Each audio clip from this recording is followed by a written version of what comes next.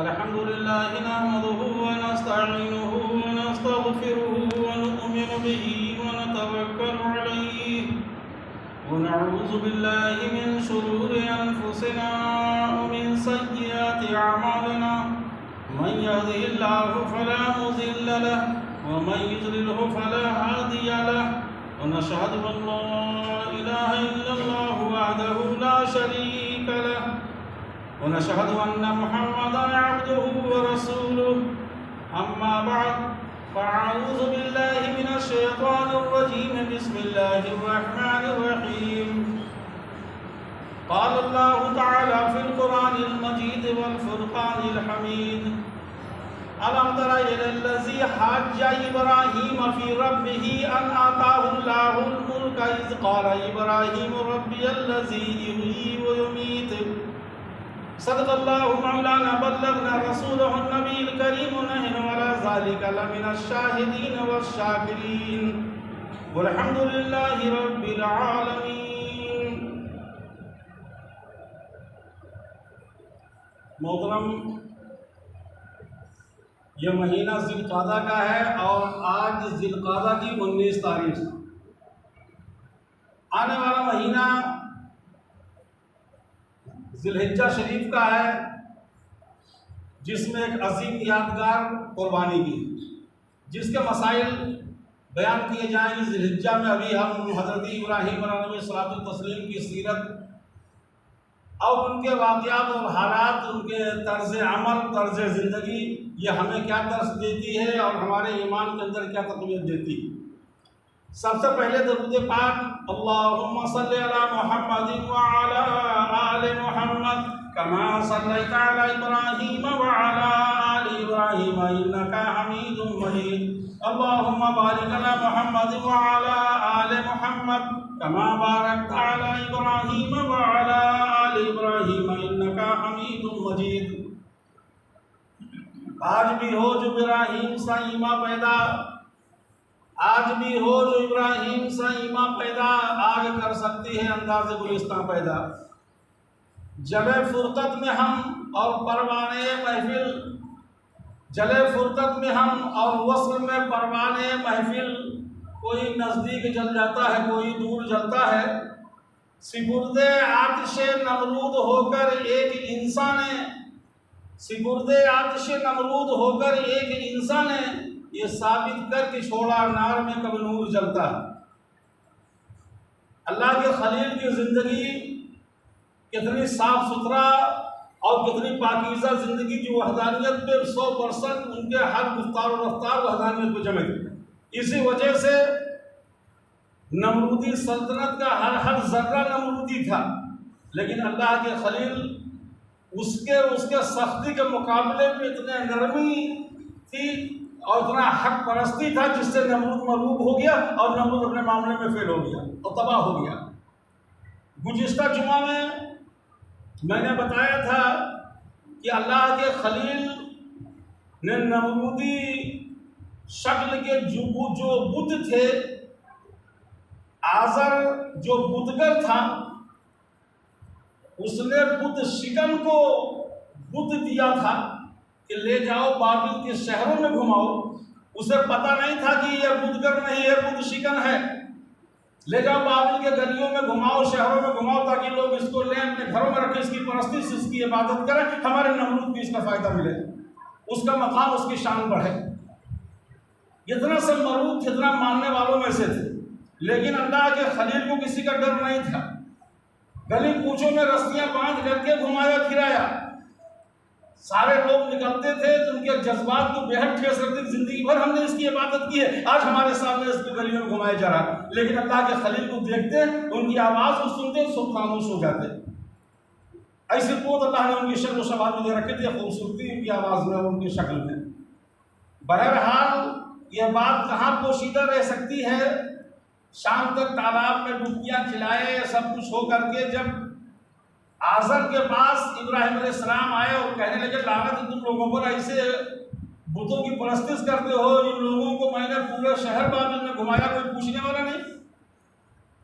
اس طرح سے باتیں ہوئی، لیکن خبر اس کی نمرود کو پہنچ گئی. اتنا اہم معاملہ تھا تو نمرود کو کیوں نہیں، جبکہ نمرود کے سامنے کوئی آنکھیں نہیں ملا سکتا تھا. یہاں اگر کسی کا پتلا جلا تو اس کے لیے خیریت نہیں ہوتی ہے، جبکہ نمرود حق تقلیم کا پورے دنیا کا اس وقت کا مالک تھا، کوئی اس کے سامنے نظریں نہیں ملا سکتا تھا. لیکن اللہ کے خلیل نے کس طرح سے اسے ذلت آمیزی پہنچایا، کس طرح سے تذلیل و تضحیک مذاق اس کا اڑایا، یہ خبر پہنچ گئی نمرود تک.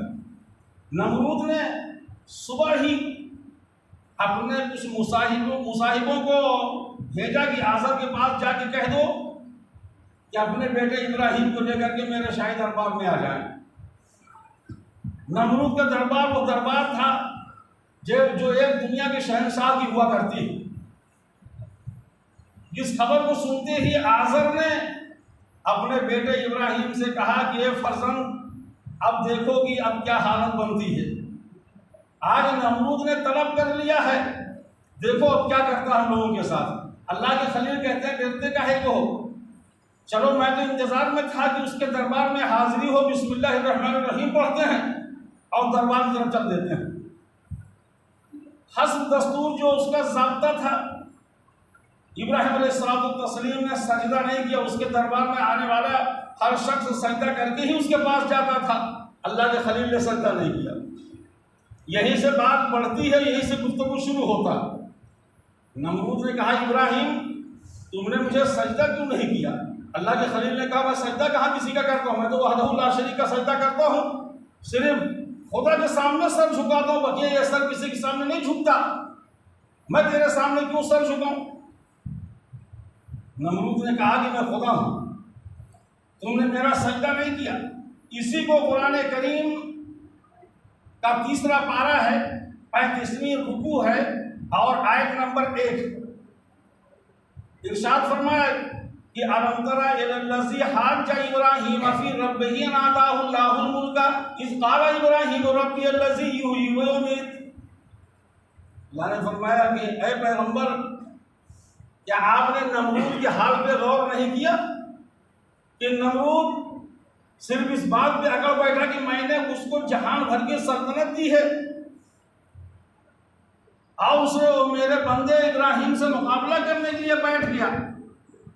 جب میرے بندے ابراہیم نے کہا کہ میرا پروردگار وہ ہے جو مارتا اور جلاتا ہے،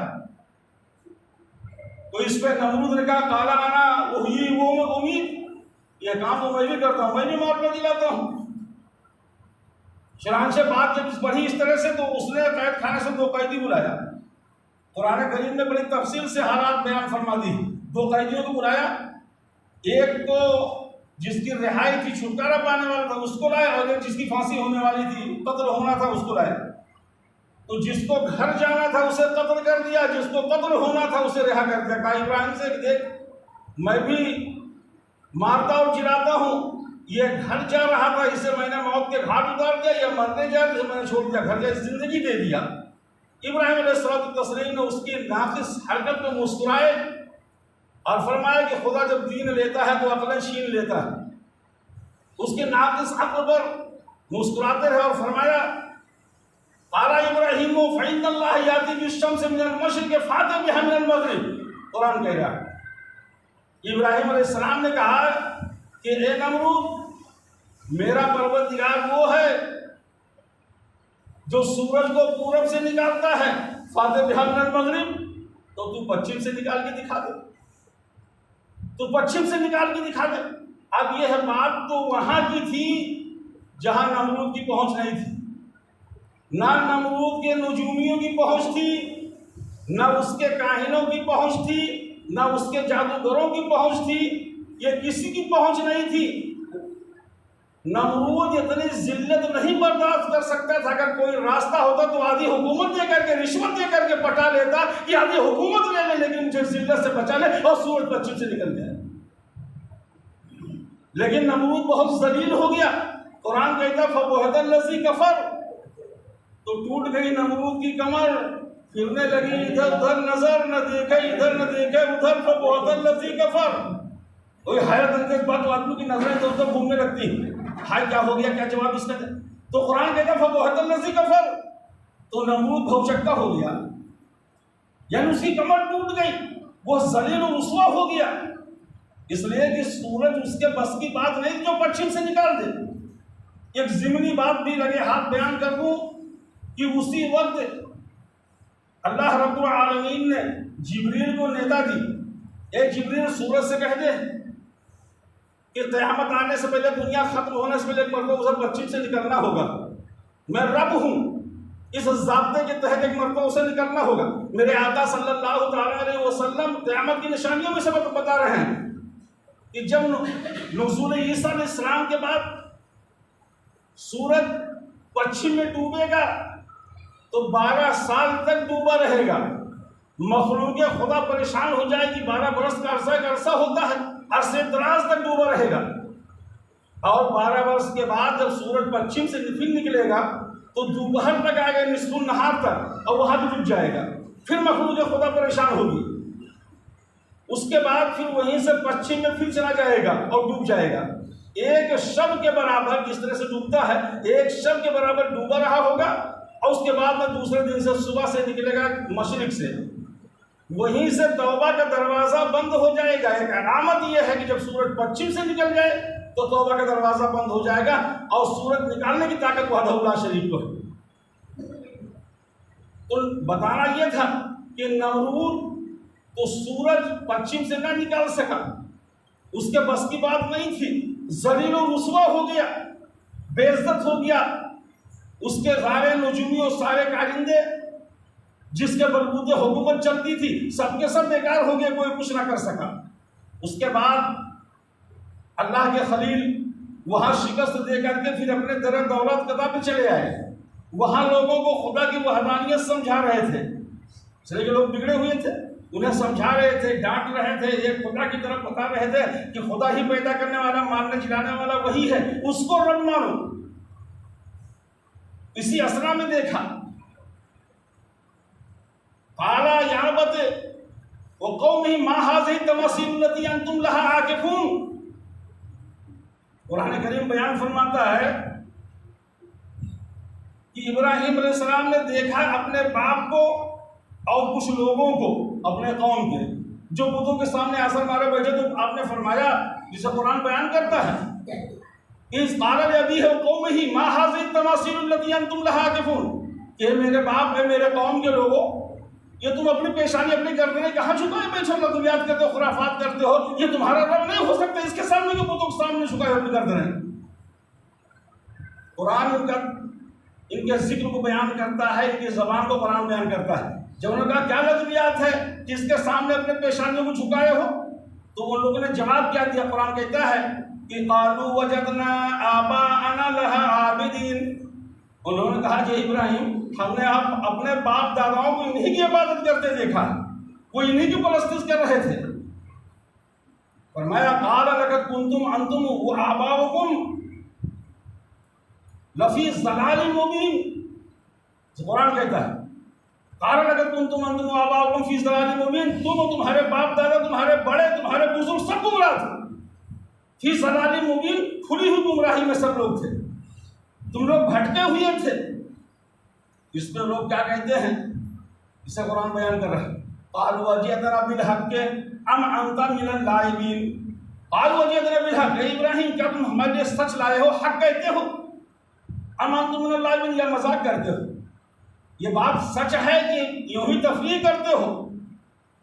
فرمایا بل ربکم رب السماوات والارض الذی فطرہن، قرآن بول رہا ان کی زبان، ان کے واقعات کو دوہرا رہا کہ تمہارا رب زمین و آسمان کا رب وہی ہے جس نے سب کو پیدا کیا، سب کچھ بنایا، وہی عبادت کے لائق ہے، اس کے علاوہ کون ہے؟ بار بار آپ تعلیم اس کی دے رہے ہیں کہ اللہ رب العالمین ہی ہے جس نے سب کچھ بنایا، سب کچھ پیدا فرمایا ہے، سب کچھ اسی کا ہے۔ اس پہ وہ لوگ شرمندہ ہو رہے ہیں، انہیں یہ احساس ہو رہا ہے کہ ہم نے غلط کر دیا، لیکن کرتے کیا؟ در و دیوار نمرودی تھا، سب کچھ نمرود ہی کا چرچا تھا۔ شدہ یہ بات بھی آ گئی کہ جس میں آزر نے طے کیا تھا نمرود سے کہ آج اگر ابراہیم نہیں مانتا تو جب تمہارا یوم العید آئے گا، وہ خوشی کا، رنگ ریلیوں کا، ساتوانے مسرت کا وقت آئے گا، تو وہاں کے حالات دیکھ کر کے ابراہیم مرعوب ہو جائے گا اور تیری حکومت کو اور تیری اقتدار کو تسلیم کر لے گا۔ یہ آزر اور نمرود کے بیچ میں بات ہو گئی. اس دن کا انتظار تھا، وہ دن بھی آ گیا. رات ہی سے لوگ چہل پہل، ریلیاں، کھانے دانے پینے کا جو عید ہوتا ہے، جو خوشی کا موقع ہوتا ہے، اپنے حساب سے لوگ خوشیاں منانا شروع کر دی رات ہی سے. اور اس کے منانے کے لیے جنگلات میں جاتے تھے، وہی مسرت و ساتمانی کا اظہار کرتے تھے، طرح طرح کے کھیل اور تماشے ہوتے تھے. تو نمرود نے اپنے چند مصاحبوں کو، واقعات غور سے ابراہیم علیہ السلام کی سیرت میں توجہ دیں. نمرود نے اپنے چند مصاحبوں کو اور آزر کو بھیجا کہ جاؤ ابراہیم سے کہہ دو کہ آج یوم العید ہے، ابراہیم تیار ہو جائے اور نمرود کے ساتھ ہی ساتھ چلنا ہے، تاکہ صحیح طریقے سے اس کا منظر کشی اس کو دکھایا جا سکے. اچھا، وہ ایسا زمانہ تھا کہ ستاروں کو دیکھ کر کے، علم نجوم کا بڑا دور تھا، ستاروں کو دیکھ کے حالات لوگ بتاتے تھے. تو جب یہ قافلہ آیا کہ اے خلیل اللہ، نمرود نے بلایا ہے، اس کے ساتھ چلنا ہے تمہیں، تو قرآن کہتا ہے فَنَظَرَ نَظْرَةً فِي النُّجُومِ فَقَالَ إِنِّي سَقِيمٌ فَتَوَلَّوْا عَنْهُ مُدْبِرِينَ. فَنَظَرَ نَظْرَةً فِي النُّجُومِ، ابراہیم علیہ السلام نے ستاروں کی طرف دیکھا، غور کیا. نظر نظرۃ فی النجوم، ستاروں کی طرف دیکھا، غور کیا. فَقَالَ إِنِّي سَقِيمٌ، یہ قرآن بول رہا ہے. فَقَالَ إِنِّي سَقِيمٌ، کہا میں بیمار ہو رہا ہوں، ان میں طبیعت ٹھیک ہے. جب اس بات کو کہا فَتَوَلَّوْا عَنْهُ مُدْبِرِينَ، آگے قرآن کہتا کہ وہ لوگ پیٹ پھیر کے چلے گئے، کیونکہ انہیں میلہ میں جانا تھا. جب ان کی طبیعت خراب ہونے کو سن لیا اور ستاروں کی طرف دیکھ کر کے کہا تو انہیں پتہ چل گیا کہ علم النجوم کا اسی کی خبر ہے، اس لیے انہوں نے ایسا کہہ دیا ہے. تو سارے لوگ چلے گئے میلے میں. آزر نمرود کا وزیر تھا، وزیر اعظم تھا، اسی کے پاس بت خانوں کی کنجیاں ہوتی تھی. آزر جب جانے لگا نمرود ساتھ میلے میں تو ساری کنجیوں کو ابراہیم علیہ السلام کے حوالے کر دیا، تم دیکھنا گھر پہ رہو. سارے لوگ چلے گئے، دن بھر اپنے تفریح میں، سامان مشارت میں مستغرق تھے. اللہ کا خلیل وحدانیت کا اس کے رگ رگ میں جنون تھا. جیسے در و دیوار اور ہر ذرات میں نمرودیت لگی ہوئی تھی، ایسے ہی ابراہیم علیہ السلام کے ہر ہر ذرے میں، ہر ہر رونگٹے میں وحدانیت پیوست تھی. اللہ کا خلیل کنجی لیا، بت خانے کو کھولا. بت خانے کو کھولنے کے بعد صاحب المعالم تنزیل مفسر لکھتے ہیں کہ اس بت خانے میں 72 بت تھے، سونے کے، چاندی کے، تانبے کے، پیتل کے، لکڑی کے، لوہے کے، پتھر کے، ہر قسم کا بت رکھا ہوا تھا. 72 بت تھے. اللہ کے خلیل نے دیکھا اور جذبات انہیں سوار ہوتا گیا. دیکھتے تم ہی ہو خدا واحد، اللہ الصمد، اور احد کے مقابلے میں پوجے جا رہے ہو. یہ دیکھتے رہے، کہتے رہے، بار بار کہتے کہتے وہ بات وحدانیت دماغ میں گھستی گئی کہ تم ہی لوگ ہو جو خدا کے مقابلے میں پرستش کیے جا رہے ہو، پوجے جا رہے ہو. ایک دیشہ اٹھایا کلہاڑی اور پورا بت خانہ کو کمیلا بنا دیا. کسی کے ہاتھ کو کاٹا، کسی کے پیر کو، ناک کو، آنکھ کو، سر کو، ایک لائن سے توڑتے چلے گئے. وحدانیت سوال ہوا. قرآن کہتا ہے فَجَعَلَهُمْ جُذَاذًا إِلَّا كَبِيرًا لَهُمْ. تو وحدانیت جب سوار ہوئی تو جُذَاذًا لَهُمْ توڑ دیا سب کو، إِلَّا كَبِيرًا، بڑے کو چھوڑ کر کے سب کو چور چور کر دیا. بڑے کو اس لیے چھوڑ دیا تاکہ لوگوں کا گمان اس کی طرف جائے، اور وہ تیشہ اس بڑے بت کے کندھے پہ رکھ دیا. بڑے بت کے کندھے پہ رکھ کے آپ نے قفل بند کر دیا، اور بند کرنے کے بعد آپ گھر چلے گئے. شام کا وقت ہوا، وہ نمرودی اپنے بت خانے سے واپس ہوئے تو پہلے اپنے بت خانے میں آئے کہ اپنے بت خانے میں کچھ چڑھا دیں، کچھ جو بھی ان کا دستور تھا، اپنے بتوں سے ملاقات کرتے. جب وہاں آ کے دیکھتے ہیں اپنے بتوں کی درگت، من فعل ھذا بآلہتنا انہ لمن الظالمین. قرآن بول رہا ان کی زبان کو، من فعل ھذا بآلہتنا. جب دیکھا کہ چور چور ہے، ٹکڑے ٹکڑے ہیں، تو ان کے جذبات اچھل پڑے. انہوں نے کہا من فعل ھذا بآلہتنا یا ابراہیم، یہ ہمارے بتوں کے انہ لمن الظالمین کہہ کے بتایا کہ کوئی بہت بڑا ظالم ہوگا جو ہمارے بتوں کے ساتھ یہ حرکت کی ہے. من فعل ھذا بآلہتنا، کوئی انہ لمن الظالمین، کوئی بہت بڑا ظالم ہوگا جو ہمارے بتوں کے ساتھ ایسی حرکت کیا۔ انہیں میں سے کچھ لوگوں نے کہا کہ ہاں ابراہیم نام کا ایک نوجوان ہے جو ہمیشہ بتوں کی توہین کیا کرتا ہے، یہ خدا کی بات کرتا ہے، اسی نے کیا ہوگا یہ حرکت۔ ابراہیم علیہ السلام بلائے گئے، پیش کیے گئے۔ نمرودی نے پوچھا انت فعلت ھذا بآلہتنا یا ابراہیم، قرآن بول رہا ہوں ان کی زبان کو، انت فعلت ھذا بآلہتنا یا ابراہیم، اے ابراہیم ہمارے بتوں کے ساتھ درگت تم نے کیا ہے، یہ حالت تم نے بنایا ہے۔ ابراہیم علیہ السلام فرماتے ہیں قال بل فعلہ کبیرہم، قال بل فعلہ کبیرہم ھذا فاسألوہم ان کانوا ینطقون، بلکہ تمہارے اپنے بڑے سے پوچھ لو، بل فعلہ کبیرہم، شاید تمہارے بڑے نے یہ کام کیا، چونکہ بڑے بت کو چھوڑ رکھا تھا، کہا تمہارے بڑے نے یہ کام کیا ہوگا، ھذا فاسألوہم، تو ان سے پوچھ لو، خود ہی پوچھ لو، ان کانوا ینطقون، اگر یہ بولتے ہیں ان کے اندر نطق و گویائی ہے تو اپنے بتوں سے پوچھو تمہارے ساتھ درگت کس نے کیا ہے، تمہاری حالت کس نے بنائی ہے۔ وہ لوگ ہکا بکا ہو گئے، کہا ابراہیم تمہیں معلوم ہے کہ یہ بت بولا نہیں کرتے، انہوں نے کہا لعنت اف لکم ولما تعبدون من دون اللہ افلا تعقلون، لعنت ہے تمہارے اوپر کہ تم خدا کے مقابلے میں اس کو پوچھتے ہو، افلا تعقلون، کیا تمہارے پاس عقل و دماغ نہیں ہے، تمہارے پاس دماغ نہیں ہے۔ اس طرح سے آپ نے ان کی بات انہی کے سر پہ برسائی، انہیں ڈانٹا، قرآن نے پورا نقشہ کھینچ رکھا۔ اس کے بعد ان لوگوں نے جب وہ لاجواب ہو گئے تو نمرود کو بلائے ہوتے تھے اور نمرود سے کہا کہ ابراہیم ہمارے بتوں کی کیسی درگت بنائے ہے، اس کے ساتھ کارروائی کی جائے۔ نمرود نے کہا مشورہ تو بھائی کیا کیا جائے، کسی نے کہا ان سے بدر کر دیا جائے، کسی نے کہا عمر قید کر دیا، کسی نے کہا قتل کر، کسی نے کہا جلا دیا جائے۔ بہرحال مسئلہ یہی حل ہوا، مشورے میں یہی پاس ہوا کہ انہیں جلا دیا جائے۔ قرآن کہتا قالوا حرقوہ وانصروا آلہتکم، انہیں جلا دیا جائے اور اپنے خداؤں کی مدد کر، ان کنتم تفعلون، اے نمرود اگر کچھ کر سکتا ہے تو ابراہیم کو جلا کے ہمارے خداؤں کی مدد کر۔ نمرود تیار ہو گیا کہ بالکل ٹھیک ہے، اب ان کو جلا ہی دیا جائے۔ اس کے لیے کیا کیا، مفسرین مختلف انداز میں لکھتے ہیں۔ ایک قول کے مطابق فرماتے ہیں کہ ایک چہار دیواری تیار کی گئی جو 3 میل لمبا، 3 میل چوڑا، 20 گز اونچا، اس طرح سے مختلف روایتیں ہیں۔ ایک روایت کی بنیاد پر میں اس بات کو جاری رکھتا ہوں، اتنا 3 میل لمبا، 3 چوڑا اور 20 گز اونچا، اب ذرا اندازہ کرو کہ ایک آدمی کو جلانے کے لیے اتنا لمبا آتش کتا کی کیا ضرورت تھی۔ لیکن اس کے اندر ایک معاملہ یہ بھی تھا کہ نمرود یہ چاہتا تھا کہ لوگوں کے اندر دہشت پیدا ہو جائے کہ کوئی ابراہیم کا ساتھ نہ دے اور کوئی میرے مخالفت میں کھڑا نہ ہو۔ وہ آگ کی لو، اس کی لپٹ، اس کے شعلے، اس کے انداز کو دیکھ کر کے لوگ گھبرا جائیں اور میرے خلاف کوئی کھڑا نہ ہو، ابراہیم کا کوئی ساتھی نہ بن پائے، اس لیے میلوں آگ جلوا دیا۔ اب یہ ہوا کہ اس کے اندر لکڑیاں ڈالی جائے تو کچھ لوگوں نے منت مان رکھی تھی، میرا بیٹا ٹھیک ہو جائے تو 4 گٹھر، میرا شوہر ٹھیک ہو جائے تو 10 گٹھر۔ اس طرح سے لوگ جنگلہ سے لکڑیاں کاٹ کر آتش کدا تو منت والے لوگوں سے بھر گئی اور آدھا حکومت کے لوگوں نے بھر دیا جو سپاہی کارندے تھے۔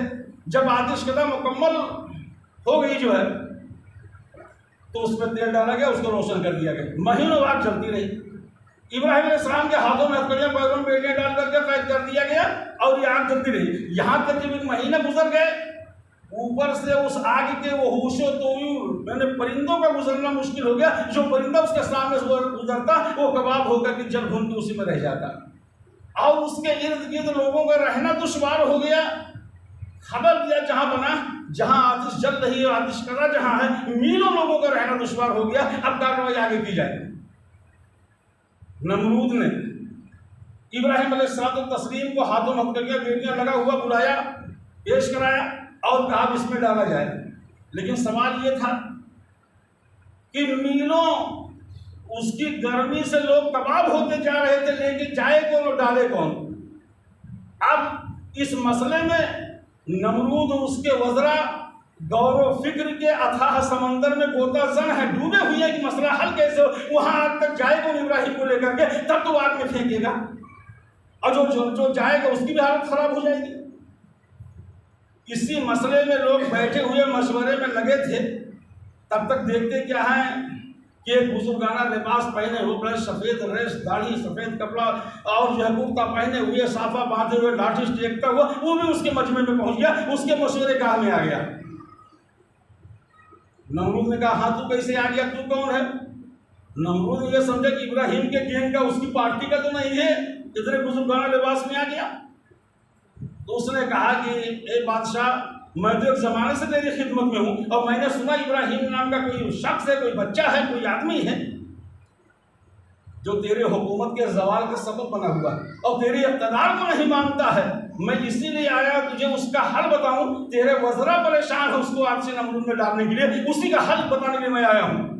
نمرود نے اس کے آنے کو مبارک سمجھا، مبارکباد دی، اپنے ذہن نصیب و خوش نصیبی سمجھا کہ میرے بیچ میں ایسا شخص بھی آ گیا جو مجھے مشورہ دے کہ کیسے ابراہیم کو آگ میں ڈالا جائے۔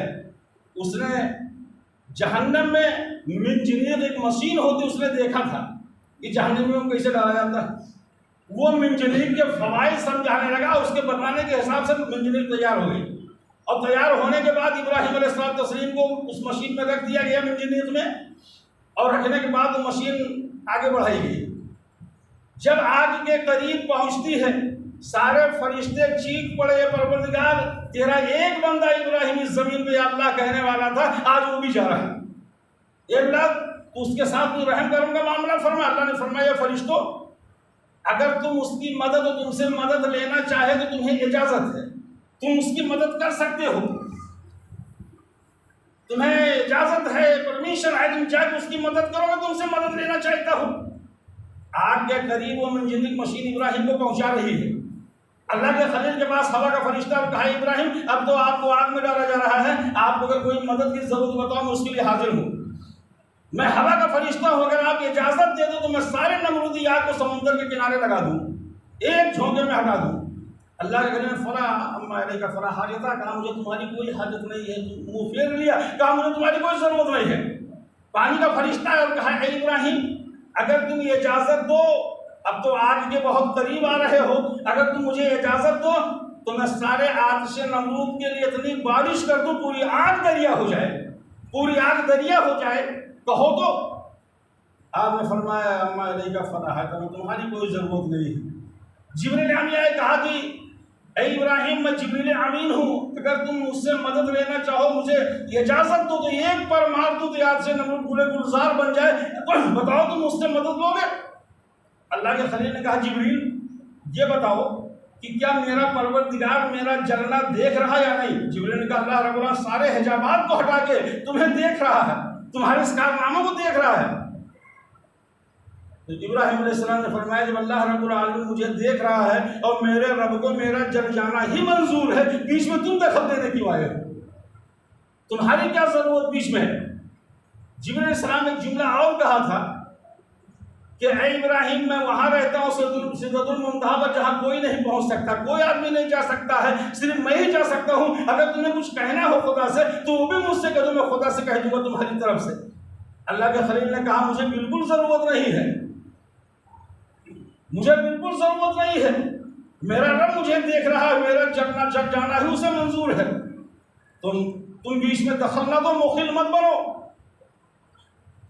علامہ اقبال لکھتے ہیں بے خطر کود پڑا آتش نمرود میں عشق، بے خطر کود پڑا آتش نمرود میں عشق، عقل تھی محو تماشائے لبِ بام ابھی، عقل کو بھی اندازہ کر رہی تھی، سوچ رہی تھی، جانتے ہیں عقل عیار ہوتی ہے، عقل بچاؤ کا راستہ کھوجتی ہے، لیکن عشق بچنا نہیں چاہتا ہے، عشق جان دینا چاہتا ہے، عشق کے اندر مکاری نہیں ہوتی ہے، عقل عیار ہے سو بھیس بنا لیتی ہے، عشق بیچارہ نہ ملا ہے نہ حافظ نہ حکیم، عشق جان دینے میں تیار ہے، عقل فیصلہ میں تیار ہوتی ہے کہ کوئی راستہ نکل جائے بچاؤ کا تو اس سے بچ جائیں۔